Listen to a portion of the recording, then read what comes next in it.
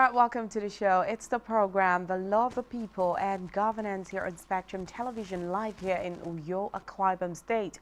I am Rachel David White. Well, this is a program that seeks to connect the people with the government. It is interactive, so the phone numbers will be displayed on the TV screen in the course of the show, so you can be a part of the show. Meanwhile, it's been streamed live, and of course, we'll have a guest join us today to x-ray some of the issues we'll be looking at today. Well, we have 4 reports we'll be looking at, but we'll look at the last 2 major reports broadly during today's program. My name is Rachel David White. Well, let's head to the first report. Well, it seems to have been lots of jubilation as dozens of staff of the Corporate Affairs Commission, CAC, were currently celebrating the sack of the Chief Executive and Registrar, AG Abubakar, at a rally in front of the CAC headquarters in Abuja on Monday morning. That's this morning. Well, the workers described Abubakar as a tyrant leader, and the workers appreciated President Bola Tinubu for appointing Hassani Sani, Senior Advocate of Nigeria, as the new registrar for the commission. And they advised Sani to ensure anti-labor policies of the last administration are not carried over. Well, the CAC workers also offered prayers for the new chief executive of the commission. Welcome to Nigeria. Away from that, let's head to Lagos State and see what's happening. Well, the Lagos government has issued a 7-day vacation order to motorists and commercial bus drivers operating on bridges across the state. And the special advisor to the Lagos State Governor on Transportation, Honorable Sholagiwa, stated that the ultimatum was given to address infractions causing traffic congestions on those bridges. Despite previous warnings, drivers have persistently defied government orders, leading to obstruction that affects both the bridge's integrity and traffic flow. Well, Giwa emphasized that the administration's effort in constructing standard bus terminals and garages throughout the state, urging compliance with the order to ensure smooth traffic and preserve the bridge integrity. While he added that the activities of these motorists and commercial bus drivers on bridges are contrary to the Lagos State Transport Sector Reform Law 2018 provisions as amended. He also went ahead to say that after the expiration of the ultimatum, any vehicle that defaults would be charged immediately to the Lagos State Mobile Court for prosecution. Also said that the ultimatum takes immediate effect from Monday today, 16th of October 2023. So that's what's happening in Lagos State. Let's quickly move away from that and come head to, of course, the national scene. Well, there have been so many reactions, so many controversies trailing Olukayode, the newly appointed EFCC chair. Well, Olukayode had no experience, according to people, in any security or law enforcement agency until his first appointment at the EFCC in 2016, when he was appointed to serve as a chief of staff to the then acting chairman Ibrahim Mogu. He was subsequently appointed as the secretary of the commission in 2018 and served in that capacity up till 2020, when he was suspended from office by then President Muhammadu Buhari. He was suspended alongside Magu and some other officials of the commission. Well, he and Magu were never recalled. So, according to one of the critics here in Nigeria, Daniel Bwala, Abuja-based lawyer and member of the People's Democratic Party, PDP, in his reaction, he described the appointment as unlawful and illegal, saying that it runs foul of the provisions of Section 2 of the EFCC Act. Well, Bwala said the Act provides that the person to be appointed at EFCC chairman must, among other things, have been a serving or retired member of any security or law enforcement agency, have 15 years cognate experience of law enforcement, and must not be below the rank of Assistant Commissioner of Police. So he said that Olukayode is a private legal practitioner and has never worked or belonged to any security or law enforcement agency as a member adding that his private legal practices years cannot be equated to the rank of law enforcement. And according to him, he says attending seminar courses as a private legal practitioner cannot equate to 15 years cognate experience contemplated by Section 2 of the Act. And he only has a stint of Chief of Staff to Magu and later became a Secretary of the Commission, all of which lasted for less than 6 years. Meanwhile, on our screen was saying the just suspended EFCC chair, of course, Abdul Rashid Bawa. This had, of course, stirred so many reactions as well. Recall that when the president came on board, he had suspended the CBN governor and also went ahead to suspend the EFCC chair. Now we are seeing him appoint a new one, and this appointment is stirring lots of controversies. While a frontline Northern group, Arewa Youth Forum, cautioned President Tinubu over his lopsided appointment in favor of the Yoruba, describing the trend as unacceptable. While the group expressed its concern in a statement issued in Kaduna yesterday by its president, Ahmed Mohamed Zagi. Well, Arewa Youth Forum pointed out Olukayode's appointment, a position that was hitherto held by Anafana Abdul Rashid Bawa. Other examples of such one-sided appointment, according to them, includes that of replacing the Federal Inland Revenue Service boss, Mohammed Nami, also a Navana, with his kinsman, Mr. Zach Adedeji. So there have been series of issues. Remember that sometime in the show, we talked about some accusations, fingers pointing to the president, saying he is actually tilting into one side or tilting to one side, and they called it Yorubanization, having to appoint most people that are Yorubas into offices. Well, these are some of the issues that we'll also look at. And one of the stories that we'll also look at today is concerning the alleged oil theft in Nigeria, especially the Niger Delta region. Well, the Nigerian National Petroleum Company Limited, NNPCL, amid all these controversies, remember that last week we had talked about the alleged oil theft when one of the senators, Ned Nwoko, actually raised a motion saying that the militias and also politicians, security persons should actually be probed. And of course, thorough investigation should be carried out. And of course, a panel was set for that as well. And here, we also talked about the issue of having the Navy, and then we're having a private security firm monitoring oil theft in Nigeria. Well, amidst all of that, NNPCL has renewed the oil pipeline surveillance contract to Tantita Security Company owned by government Ekpemopolo, aka Tom Polo, for 3 years. Well, the contract was first awarded in August 2022 to protect critical oil and gas infrastructure and secure permanent peace in the oil-rich Niger Delta region, and has been a subject of discussion lately, with some stakeholders, calling for its decentralization to involve more people in the Niger Delta region. And the renewal, according to sources, is to acknowledge the effort of the company in combating oil theft, thereby increasing the revenue accruing to the country. Well, recently, Minister of State Petroleum Oil Senator Henneken Lokpobiri disclosed that crude oil production has increased. Also, he said that his sole objective in office is to ensure Nigeria's crude oil production is increased for more revenue to the country.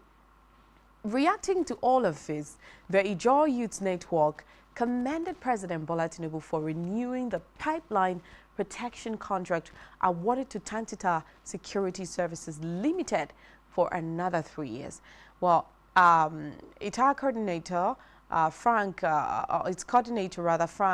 Ebikabo and Secretary Federal Ebiarido said in a statement on Sunday that the president displaced uncommon leadership in the pursuit of a collective good of Nigeria. And the group said the decision of the president, who ignored a campaign of calumny orchestrated by a group of self-serving individuals, was a further vindication of the bold efforts made by Tantita Security Limited to confront the mindless theft of the nation's oil resources.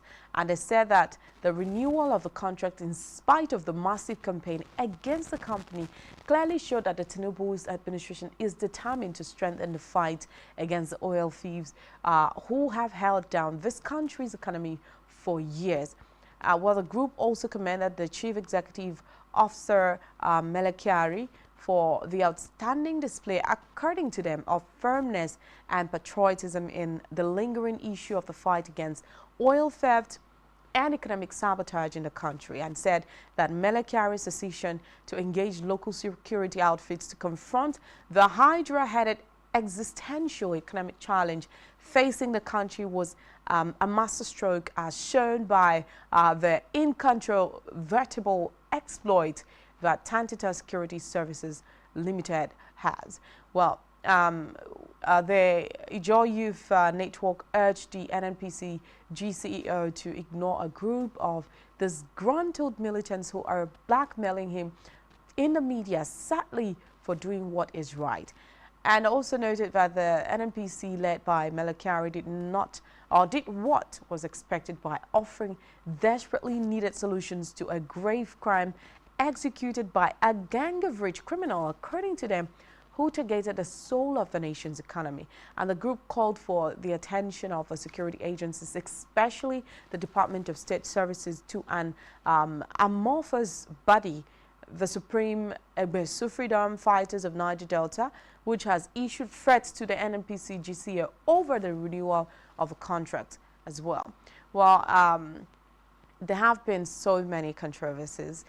Different people have said, oh, kudos to the president for renewing that contract to another 3 years, while others have said that this is a really bad idea. But the Niger Delta ex-warlords, including His Royal Majesty Dr. Ateke Michael Tom, the Amayanabo of Okocheri Kingdom of the Sekuro of Niger Delta, now Asari Dokubo Ajube Bibopori, General Shootaside, and of course Victor Ben Ebikawe, General Boyloff, have met on how to resolve the issues of oil theft. Now, this is coming.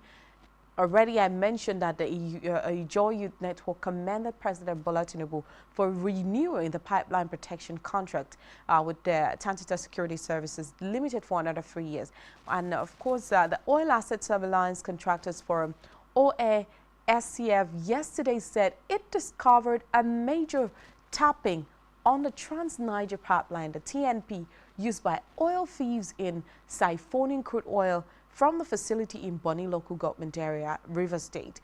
And the former militant leaders and key stakeholders from the 6th state of the Niger Delta region met on Saturday at the palace of King Ateke Tom in Okrika local government area of River State. Well, a source privy to the development said the meeting was convened to discuss ways and strategies needed for overseeing the pipeline surveillance contract with the Nigerian National Petroleum Company Limited, NNPCL. Well, let's discuss broadly about oil theft in Nigeria, the Niger Delta region. Who are those involved? I mean, we've had different calls, even from Asari Dokubo sometime this year, pointing accusing fingers at the military, the top politicians, and even the host communities as well. And this is you know, so many people recently questioned the government for deciding to employ the services of a private security company headed by Tom Polo.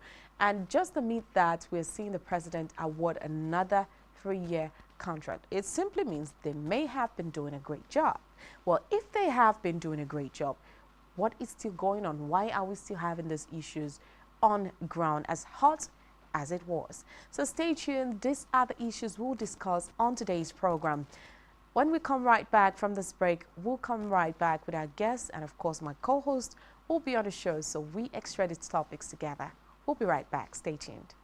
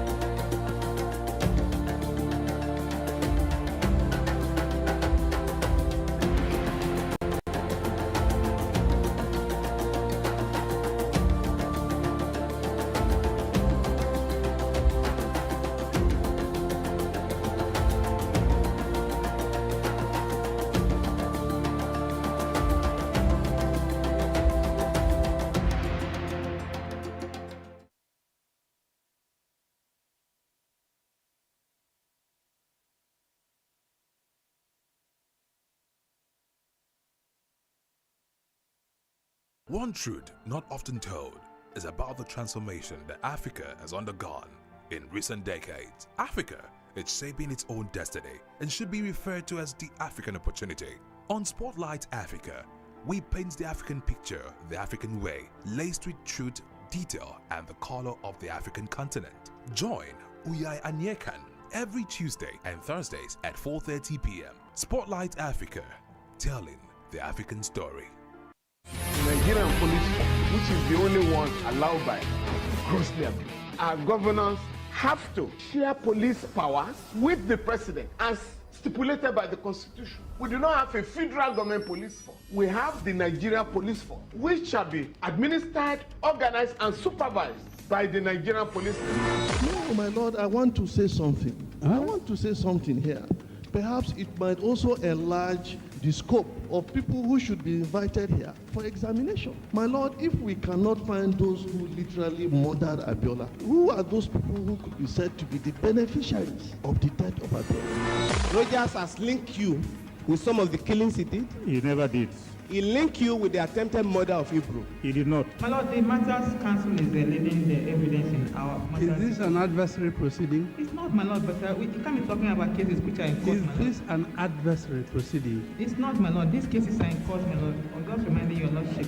My lord, sorry, my lord, I think I'll be in cross-examination. Legally Speaking, a program that deals with legal issues and questions we face as citizens of this amazing country, Nigeria. Legally Speaking. Join us every Friday from 5 p.m. to 6 p.m. for Legally Speaking.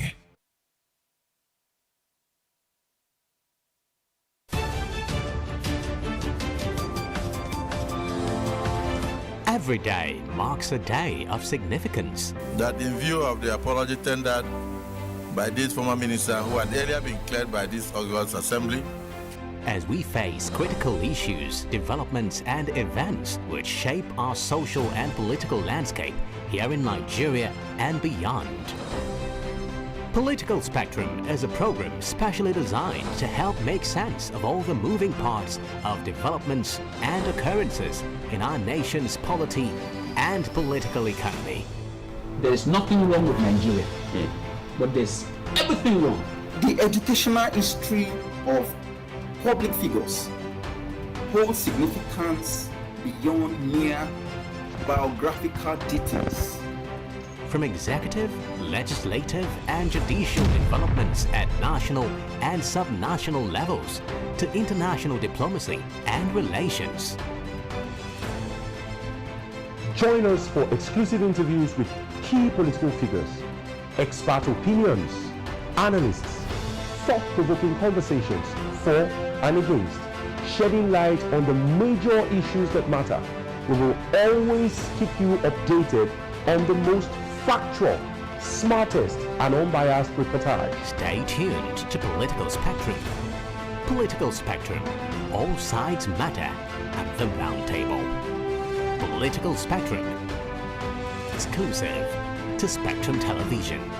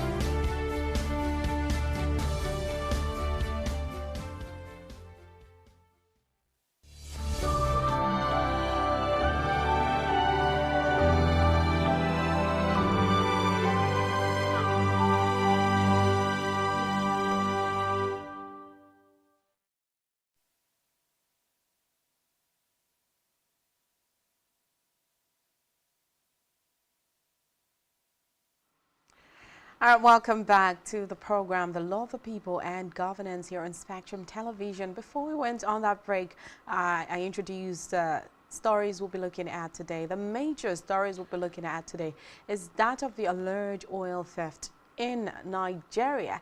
And of course, amid controversies, the president renewing the contract of Tantita Security Limited, headed by the government of Tom Polo. And also we'll take a look at the person of Olukayode, the person whom the president has appointed to head the Economic and Financial Crimes Commission. So that is what we are looking at today. Meanwhile, I already informed you that my co-host will be seated right here, so welcome, Xavier. Hi, Rachel.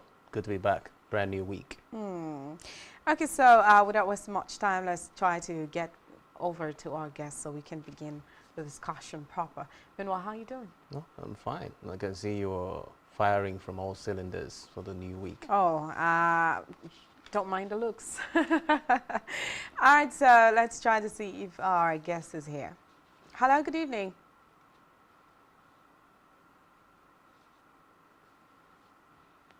Okay, I think we're still having connection issues. But before then, Xavier, let's just discuss a little. I mean, let's talk about the newly appointed EFCC chair.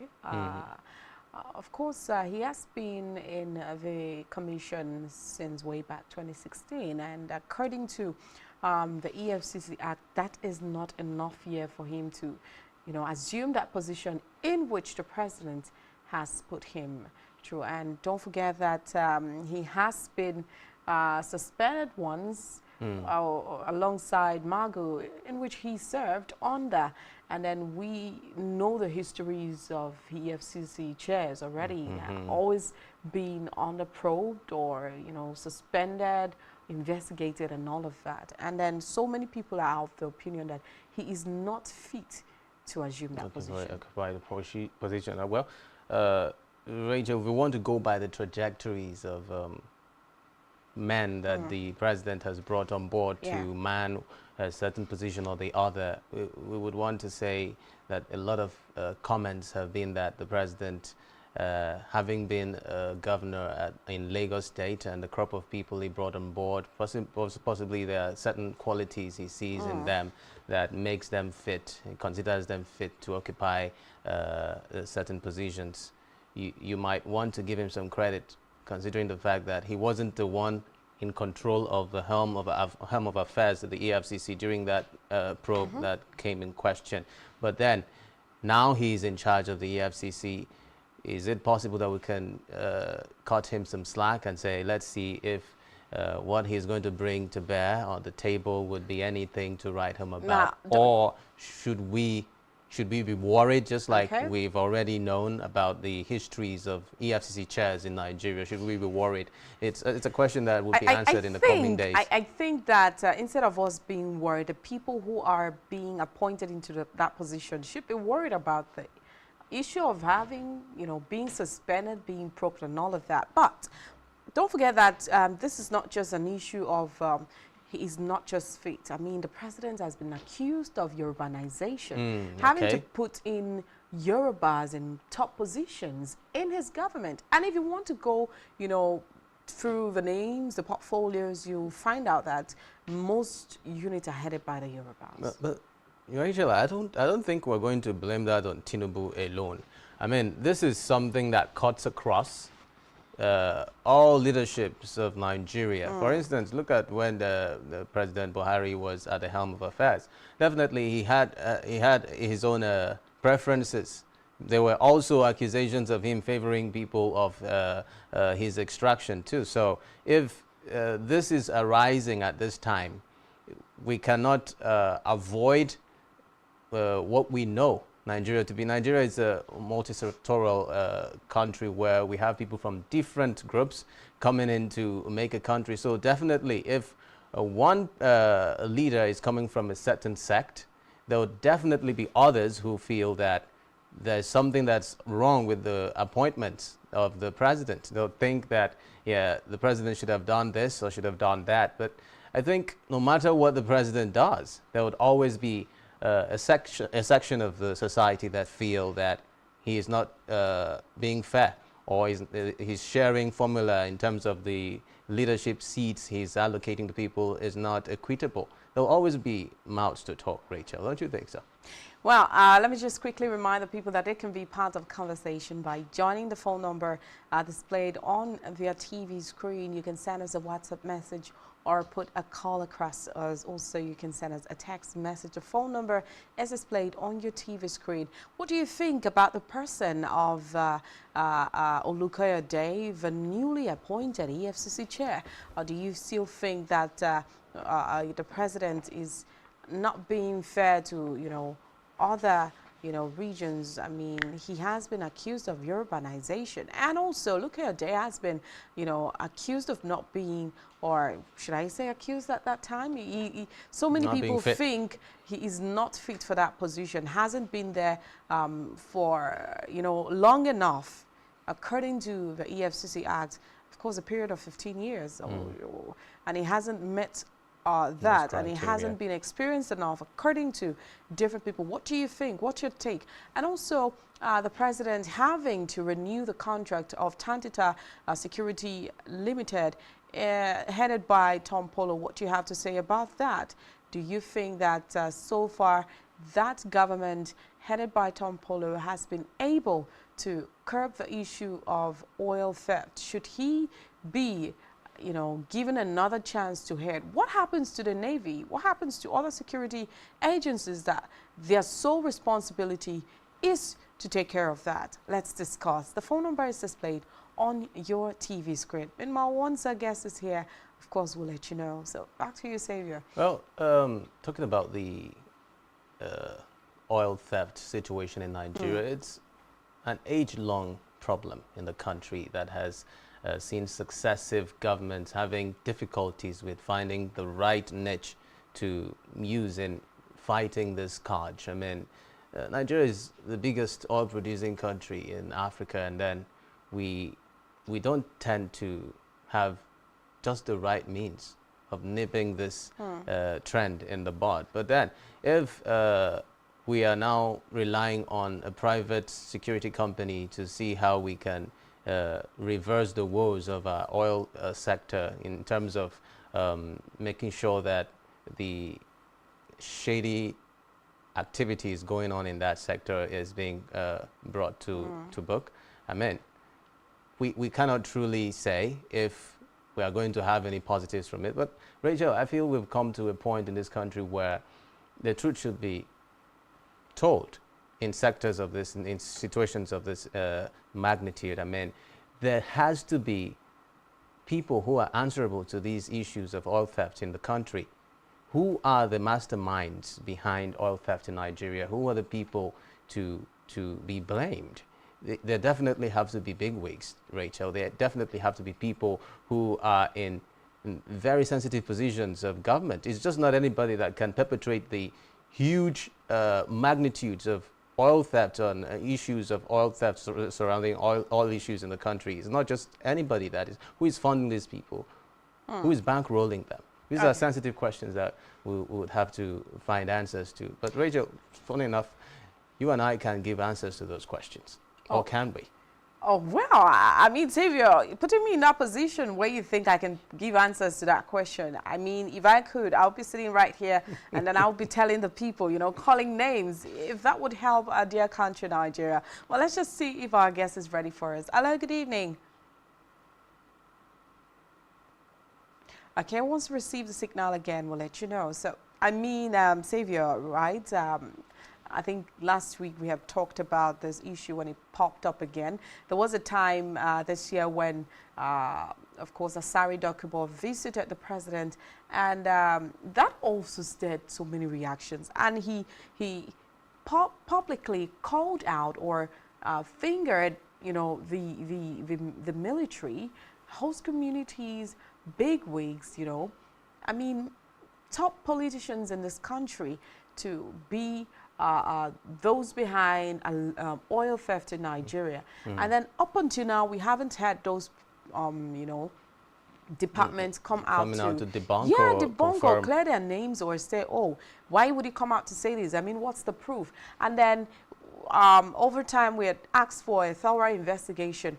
Now, yes, last week when we mentioned this, the guests we had, a political analyst in the person of Barrister Martins had said for Ned Walker to be the one to, pop up the issue on the floor of the Senate, having to be the one to call for a reason why, vessels will be burnt and then thorough investigation should be carried out. Why are we burning vessels? Yeah, so it simply means maybe his vessel has been burnt and then he wants to. So I said, what are the proofs you have to show that he is part of those that, are involved in oil theft in Nigeria? But another thing that also gets me worried, and I'm still digging for answers, is if these illegally refined products are useful in a way, I mean, can't we keep them, for the use, of the country, and maybe redefine it in such a way or refine it in such a way that it will not cause, casualties or problems to people? I mean, why burn vessels with content? That's another thing that makes me, worried. I mean, why do we burn what we need?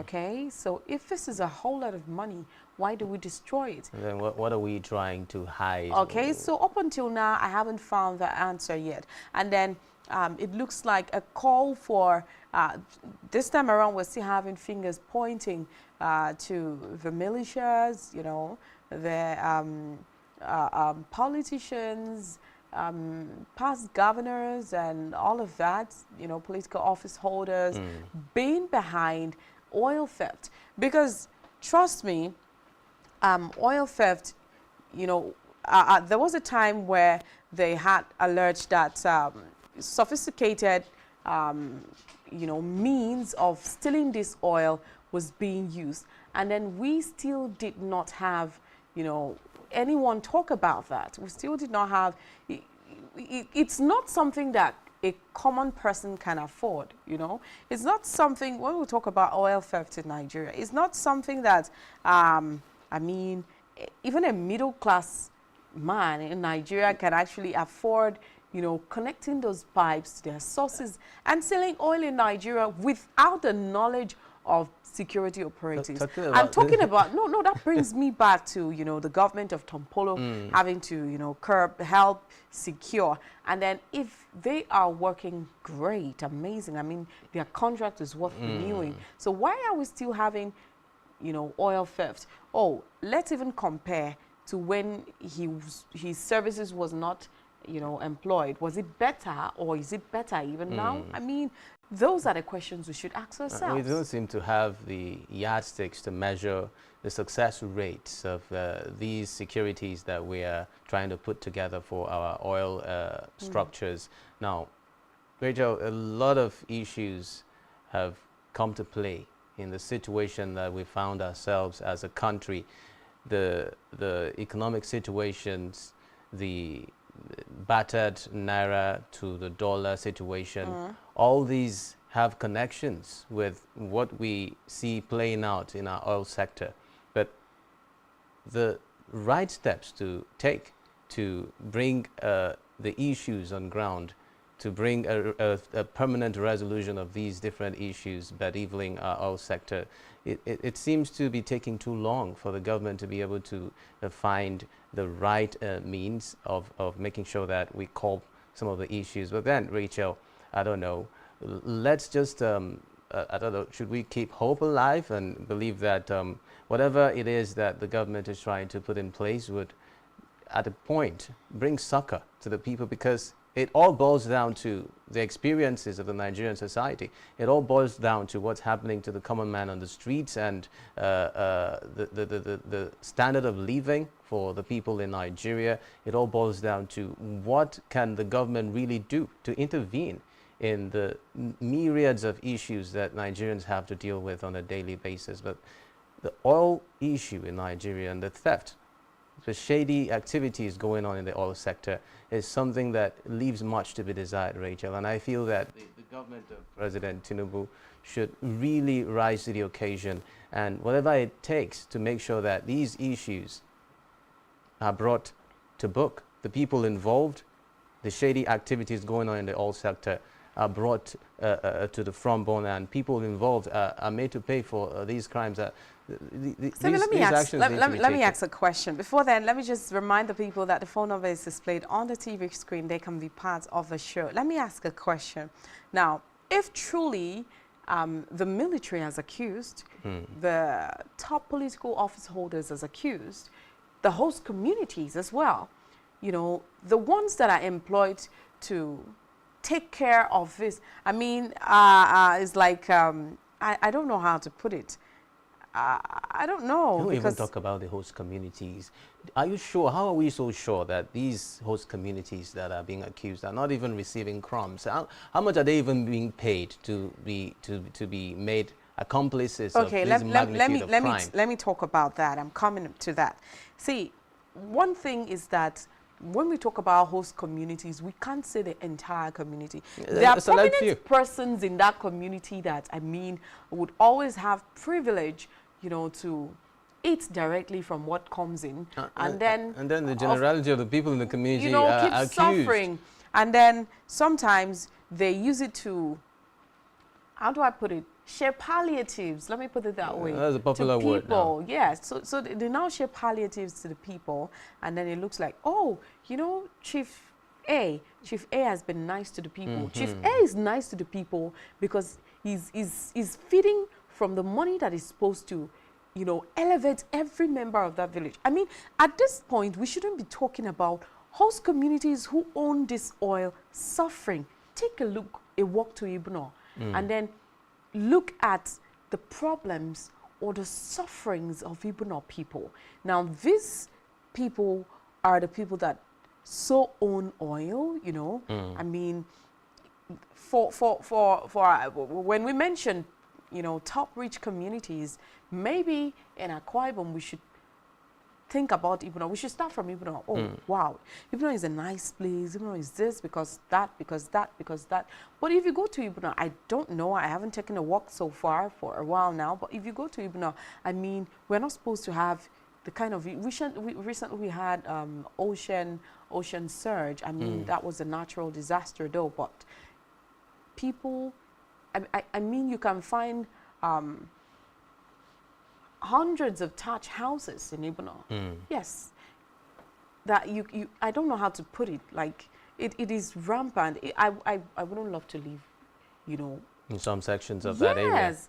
Because I think that, you know, if this comes... So if you want to talk about people that benefit from that, you will get to know that there are the people percentage that... is really low. Yeah. And then most of them do not even reside in that community.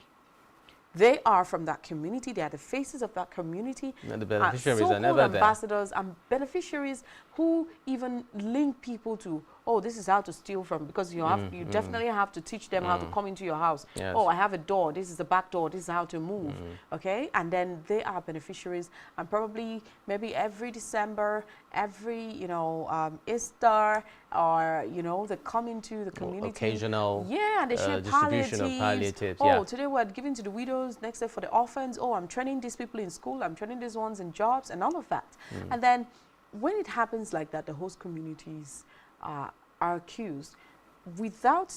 Now the question is, if these people are being accused, fingers are being pointed at them, you know, the host communities, the military, top political office holders, and all of that. People in government, big people in government who are benefiting, who have their own private refineries. And do you think that this problem will end anytime soon? And there's another information that, you know, because I asked, why go ahead to...